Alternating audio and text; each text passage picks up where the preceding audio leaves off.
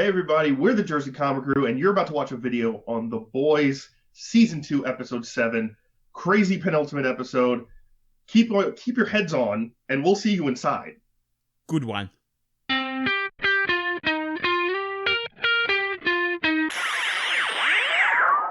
Hey everybody, Chris Heller, Rob Moran here. You know why you're here. We're talking The Boys. Biggest show on not TV right now, on streaming. On stream, yeah. I mean, it's really On- TV because on I don't, TV, I on don't know internet. if anybody has a TV anymore. I feel like every week, Rob, I'm coming back saying, man, this was the best episode I've seen this season. Yeah. And I'm going to do it again because, man, this was the best episode I've seen this season. So it was one of those where, like, my head kind of exploded and hit wink, wink. wink, wink. Obviously, full spoilers for the entire episode. But, yeah, man, what did you think going in? Yeah, so thank you for this spoiler warning. We needed that. This episode, guys, I can't tell you how much I was blown away. So... Are we just going to go with the blowing up puns? We're going to go into it until we talk about it. The first thing I wanted to talk about, probably the smallest piece of the pie here. Sure. And get that out of the way so we can focus on all the crazy fun stuff. Yeah. The whole church scenario, right? They spent very little time on this, but I want to address it to you guys real quick before we move on, right? So obviously the Church of the Collective, obviously they're going to be the big bad for next season, right? They're setting it up for that. They're controlling people. They have like their secret government, dirty mitts everywhere. The Hawk who brought the Deep into it, he's pretty much been excommunicated, right? And the Hawk is saying, hey, the church is actually bad, they're terrible, and they're just blacklisting him, right? And so the Deep just automatically goes with it, and A-Train kind of sees the hypocrisy of the situation. And, that's sowing the tension for next season. So, obviously, that's going to boil over. I'm sure we're going to get some more of that next episode. But it just goes to show you that you don't trust secret churches, guys. You don't trust these weird culty places. Crazy. Right?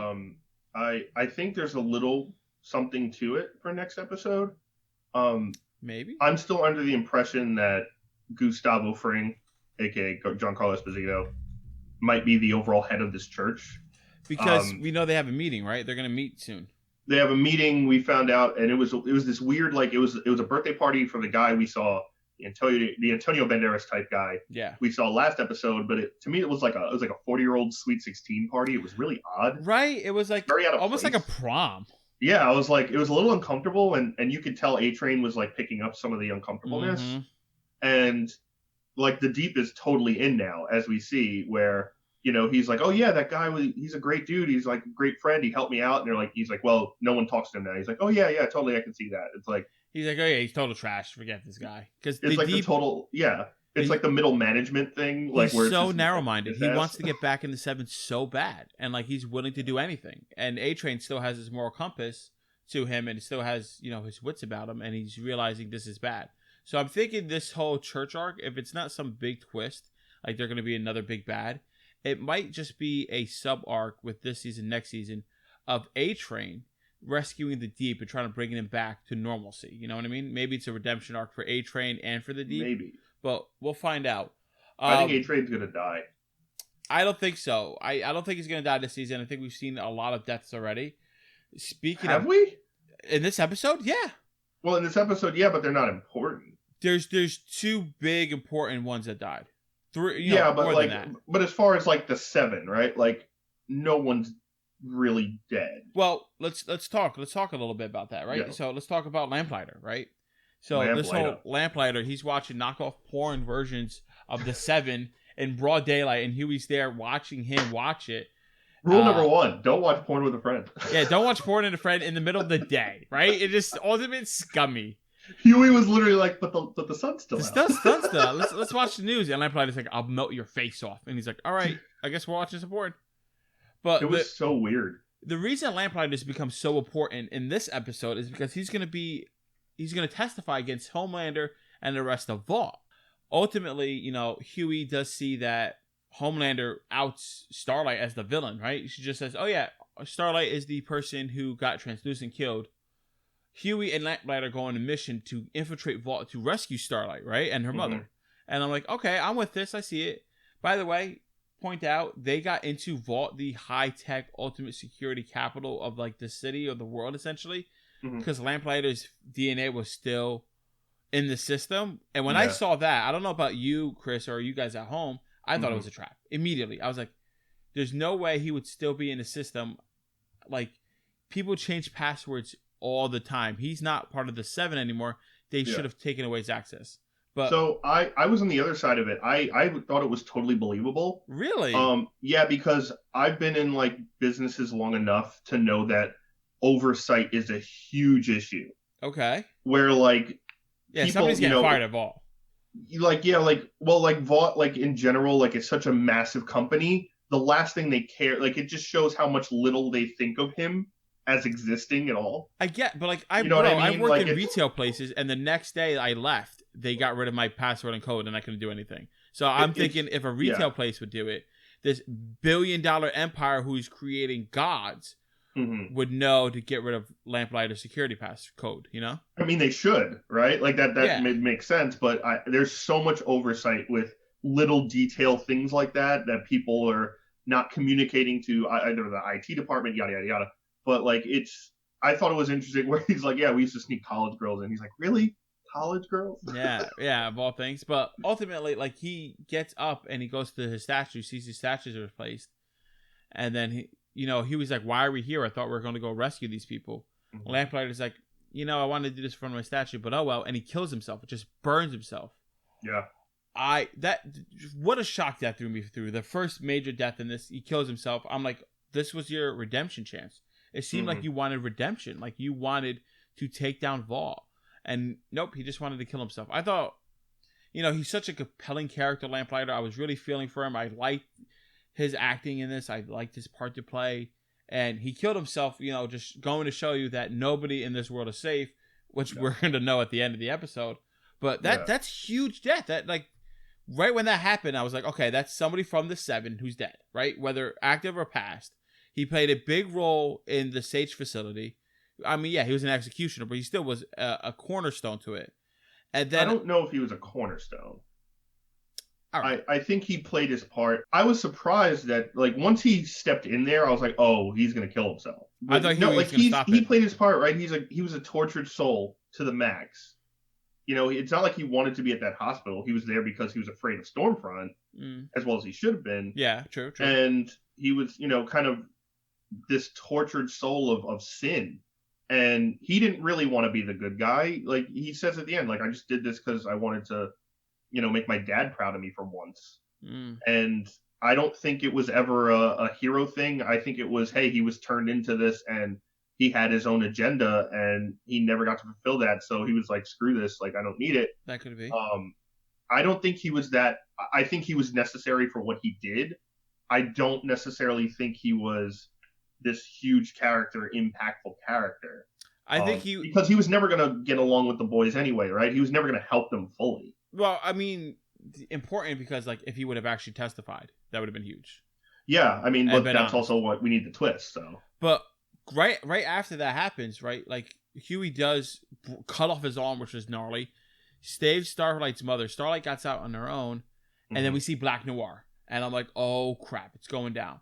Starlight can't do anything against Black Noir, destroys him. Queen Maeve comes in, and I'm like, oh my god, she's saving Starlight, like she's gonna be part of the boys. Yeah, rips off and kills Black Noir, which is probably one of the coolest characters in this, and like he's not dead. He's dead. No, he's dead. They shoved an almond joy in my man's mouth. It says he has You're gonna tell me the Black Ops Ninja Batman dies because of an almond joy? How funny would that be? It'd be the ultimate like ridiculous thing. It's such in character for the show though. He's not dead. I'm telling you. I hope he's not dead because I want more of him. But I think he's not dead because they're gonna add that tension. Because Maeve, like you said, you thought Maeve was going to join the boys like I did. And I'm like, oh, she's going to go with Starlight, and they're going to have Queen Maeve kind of be the mole in Vought, right? Which they should have because Queen Maeve still does very little. Agreed. But I think in this aspect now, it's going to be more of like Black Noir, if he survives, let's just say 50-50. Let's say, all right. If he survives his nut allergy,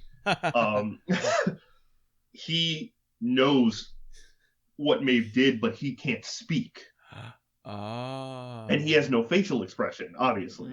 And we can see Because he's he like kind of all looks burnt like underneath. Deadpool underneath. Yeah. Like he looks like a raisin. So he is gonna be complete. It's gonna be completely almost impossible unless he's writing stuff out in secret what Maeve did. So that adds another like kind of espionage, like will he, won't he, what's gonna happen next feel going into next season, which I really like. With Maeve kind of being like again, is Maeve gonna release that video next episode? We don't know. You know what I mean? So like that, I think is a really good turn point that you can have for later. That's a good. I like that better because we get to keep that character around more. I just thought it was very funny and so on brand for the boys to kill their ninja assassin with the nut allergy. I thought it was so ridiculous. I mean, it'd be hilarious, but right. I just don't think he's dead. Moving on to this whole Stormlander and Homelander fiasco, right? Stormlander? That's the ship name. Stormlander. That's the ship name now? Stormlander. Yeah. Stormfront Sexual and Homelander. And violent. You know, we see them in the beginning. They outed Starlight, right? We see the repercussions of that and the power that they have, right? The fact that they can just do that and get rid of one of the 7 without pretty much Vaught's knowledge, like, okay, cool. Like, that just shows you how powerful they are. But what really proved to me that Homelander was a monster, was a dick, was that he took Stormfront to visit his son, right? And doing these passive-aggressive things like, oh, yeah, you could come. We could go to see all these movies. We could go to a Vault Land. You could ride a roller coaster of your dad. We could do all this and that. And then the wife is trying to reel Homelander in. But really, what can she do? She can't fight. Because it's like a god and like Storm from X-Men is like saying, hey, yeah, we're going to end up taking this kid. Homefront reveals to the young boy, like, oh, this all is a lie because your mother wanted to keep you away from the world. And steals the kid. Chris, how much of a dick can he be? Like, he stole the kid. Like, well, the second he landed there, I knew that's what was going to happen, right? Because you had the scene where like Stormfront's looking at the baby, and they're having a conversation, and she's like, "Yeah, that's what my daughter used to look like when she was born." And then he's like, "I want to show you something." That is 100% what I thought was going to happen when they landed. I was like, "Oh, he's going to get his kid. Like, he's going to mess this whole thing up." I thought they were going to slow play it. Personally, no, I was like, "Oh, he's got time is of the essence right now. He's going to take him." And he's not someone who's subtle. You know what I mean? Like, he's not a subtle human being. And I thought the aspect of like where they're getting to know each other, when they had that shot of him like doing his Lego video thing. Oh, the blind side? How great was that? So you're on that side of it. And I was actually, which I felt shitty about myself because I was the Homelander. I was like, oh God, like, what is this pussy crap? Like, no, that's so like, cool. No, the stop motion. Phenomenal stop motion. Like we could use the kid editing on this show. But like, but the aspect of like, that's what he does with his free time. And I'm like, it's like, yes, his mother wants him to be this nice, very gentle human being because he has powers, and we know what happens to, powered people. Power is all corrupting. But I was just also on the side of like, oh God. Like, I was just like, this is awful. I feel like a lot of people are probably going to be on your side, but I was just like, oh, this I love the Lego stop motion, and the fact that it was Sandra Bullock from the blind side, it was great. It was great. I loved it. I was just like, oh God, like, get this kid a football immediately. But what's the important thing from there, right? And something we mentioned in one of our previous reviews, the significance of this kid, guys. He is the first ever born superhero. And that's something like Vault has been trying to create for a while. And this is very important to Stormfront. I'm sure they're going to like analyze this kid, do some tests on how to recreate this. So we're going to see what happens with that. But like, Stormfront killing all those people, not a nice guy, bad guy, right? He's stealing somebody's kid. All right, you're a monster. That's official. Like, after all the killing, after all the racist comments, and now after the social division. Yeah, I was like, that's it. There's no redemption for him. I can't see any redemption for this character. For who? Homefront. Sorry. Homefront. Homelander. The other ship name. Yeah, the other ship name. Homelander. No, Homelander is never going to be a redeemable character. I always thought, never going to be a redeemable character. Maybe like he sees how bad Stormfront is, and maybe he's like, all right, this is not my brand of evil, or we're going to stop it. But now I'm like, okay, that's not happening. They're full on board together, right? That for me solidified it. One theory I've been mulling over is that because Stormfront is clearly the smarter of the two, Yeah. right? She is 4 to 5 steps ahead. Homelander's kind of a reactive person where it's like whatever happens, I'm reacting. He's not really on her intellect level. Mm-hmm. And one of my theories is because Stormfront is such a terrible entity of a person, is he in turn kind of playing back his own intelligence and letting her, not so much letting her, but like she's Maybe. doing her thing and he's just waiting for the moment where his ego comes in and he's like, I am number one. You are not. Like, I don't care what your history is. I don't care how long you've been here. Mm-hmm. This is my company. I am this company. Like, is that going to come into play at some point where he shows his hand? But like as of right now, like she is playing up to him, right? She's playing him as number one, right? Absolutely. When Homelander starts feeling replaced and being number two or something else, that's when he's going to strike and lash out against Stormfront. I see that. All right, it's time, guys. Now, the moment the whole world has been waiting for, in the word of the boys and the word of us, the viewers, the trial. Vought is going to be put on trial. We see everybody's in the courtroom. We have Homelander, Stormfront, high ups and Vought company. The media's all there. All eyes are on this trial to see what's going to happen. They bring out Dr. Vogelbaum, if I pronounce that correctly, the scientist who created Homelander. He's coming up in the wheelchair to give his testimony. I'm sitting there, and I'm sure many of you are sitting there, and the characters from the boys are sitting there like, yes, they got him. Like, let's see them do any twist. They're like, how is this going to play out? And I was kind of looking for the exciting rhetoric that we're going to get from that conversation. But instead, his head explodes. Immediately, I'm like, oh my God, it's one of the Supes. It has to be. That's the same one that killed the CIA director. Like, yeah, which I should have saw coming, because in the beginning of the episode, they showed the scene, and I was like, yeah, got me. Yeah, right? They show that. I'm like, oh, we're going to get some resolution with that, right? And I'm like... Didn't even think of it. And then it didn't think of it because it got carried away with everything else that happens. And it wasn't just one death. Heads start popping off everywhere. Like random people on the opposition, like one of the judges or the councilman hearing the case, right? Everybody, it just... Everybody's exploding. Homelander's standing there looking around, but like he's looking around and he's not necessarily shocked. At least he's not, or scared or anything, or like he's worried. Just an observance of it. So I don't know if he knew this was happening. I don't know if they planned for this. But I don't know, man. To me, I don't think he's a part of it, because if he was, right, if he had any knowledge of this, then when the CIA director died, the boys also would have died, because if they could do that many head pops that quick, all of the boys should have died. There's a reason the boys are still alive, right? There's a reason for it. I don't know who did it. I don't know why they did it. I don't know what's going on. What do you think?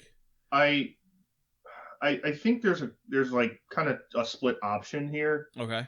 One is, which is hard to prove, which they would have to do a lot of explaining in the last episode, and that would kind of be anticlimactic, is the girl from the hospital. The one that just crunches people and blows people up. Super Magneto, yeah. Yeah, like Magneto on crack. But that would also have to explain, like, okay, is Stormfront, like, do they have control over her with, like, a serum? But she got away, and we saw her, like, 2 episodes ago, like, get into, like hitchhike and drive away. Is she doing it? Or is it someone else completely who, which I would, on the other side would be the Collective, the Church of the Collective. That's true. It could be from the Church of the Collective. Yes, and Giancarlo. I can see that, because they keep that Vought in power, essentially, and keep all this from going. I can see that being a thing, and it could be from the church, because, like, the neutral third party, if you will. It could be. The theory, I've heard of this online, and I see your theory with the Super Magneto girl from the Sage prison, or the Sage facility, right? I can see why they would kill the CIA director, right? Because Stormfront would know who that is. I can see her also not killing the boys, because she doesn't know their significance yet. She doesn't know who they are, and let them go. And then she brought essentially her lapdog back to kill other people. I can see that. I think I like the option personally more that maybe it's somebody from the Collective, right? Somebody from the church. Giancarlo Esposito knows this. I don't know why we're gonna have to get that thing. And this is one of the great things about The Boys. And me and Chris, because we've read so much comic books, we've watched so much TV. We kind of got to this point where a lot of TV shows we could kind of guess, right? We have a good idea where it's going. Yeah. And The Boys is so refreshing to both of us, and that's why we do every episode review, because it keeps us guessing, and when we think we know what's going to happen, they flip the script in a weird direction that we never thought of, right? So I'm very excited for the next episode. Chris, what about you? Yeah, I love this episode. I think this series overall is going to be changing the trope of certain way that television is done. And even with Game of Thrones and other big time budget TV shows, usually that like second to last episode is the big episode, Yeah. And then the finale of the season kind of resolves everything and is calm. Walking Dead did that forever as well. I think we're getting to now everything's ramped up and it's just cliffhangers and questions. Yes. And maybe one or two threads get wrapped up, but you still have a billion more questions and 17 other threads that are open. I like that better. I do too. And it feels more flowing and natural. Yeah, and I don't see it wrapping up, obviously, because there's too many things going on. I think the collective will play their hand next episode. We'll find out a little more about that. I think we'll get a little more into either is Starlight now because she was captured and got the crap beat out of her, like she's ousted as the Seven's kind of bad guy. Yeah, true. Where Homelander is right, like they should have killed her because now you're screwed. Mm-hmm. Is she going to release the info about Stormfront being a Nazi? She might. Well, I don't think they know that she's a Nazi. They just know that she's owed. That's right. The info about her being Liberty and doing hate crimes back in the day. Correct. Which would turn that, upside down. Is Maeve going to release that video? Mm-hmm. So there's a lot of questions, and all that kind of tied in this. I think there's little hints in this episode, like the beginning, which was phenomenal, where that guy is just waking up and he's a huge fan of superheroes. Yep. And social media and the podcasts he listened to and the news he listens to shaped him from this regular guy to now a murderer, which, my God, today it's amazing how they're doing today perfectly. Even with the rally, Frenchie wasn't in this episode a lot, but his one line where he's like, I've never seen a clear line of like basically unintelligent division before.